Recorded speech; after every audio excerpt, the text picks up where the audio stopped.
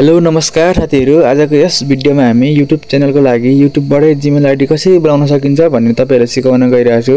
तपाई पनि YouTube channel बनाउन चाहनुहुन्छ तर जिमेल आइडी पाउन आउँदैन YouTubeबाटै भने तपाईलाई म आज यस भिडियोमा सिकाउन गइरहेको छु। सबैभन्दा पहिले तपाईहरुले YouTube ओपन गर्नुपर्ने हुन्छ।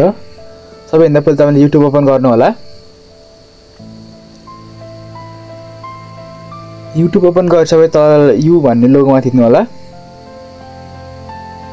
लोगोमा थिचेपछि तपाईहरुले माथि आफ्नो उमा प्रोफाइलमा थिच्नु होला। प्रोफाइलमा थिचेपछि माथि प्लसको आइकनमा थिच्नु होला। प्लसको आइकनमा थिचिसकेपछि तपाईले चेकिङ इन्फो भन्ने आउँछ। त्यसपछि तपाईहरुले क्रिएट अकाउन्टमा थिच्नु होला। क्रिएट अकाउन्टमा थिचिसकेपछि तपाईले फर माई पर्सनल युजमा थिच्नु होला। त्यसपछि तपाईहरुले आफ्नो नाम लेख्नु होला। माथिबाट मुनिबाट आफ्नो सरनेम लेख्नु होला।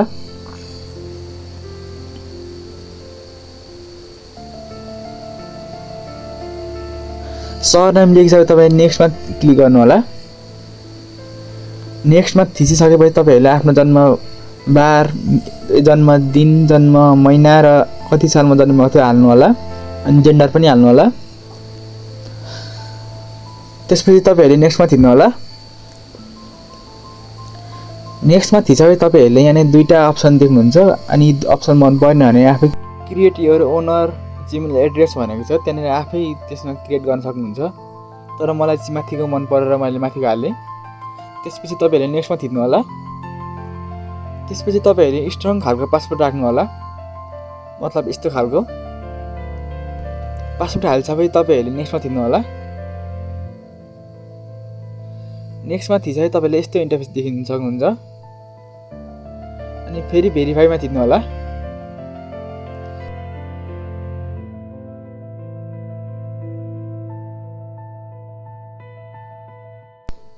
भेरिफाईमा थिचेको केही समयपछि तपाईले यसपछि तपाईले यस्तो इन्टरफेस देख्नुहुन्छ। त्यसपछि तपाईहरु अघि बनाएको जिमेल आइडीमा क्लिक गर्नु होला। त्यसपछि तपाईले नेक्स्टको अप्सन देख्नुहुन्छ। नेक्स्टमा थिचेर तपाईहरुले थोरै लोडिङ लाग्छ। लोडिङ लागिसकेपछि थोरै स्क्रोल गरेर तपाईले तल आई एग्रीमा थिच्नु होला। आई एग्रीमा थिचिसकेपछि तपाईहरु थोरै लोडिङ हुन्छ।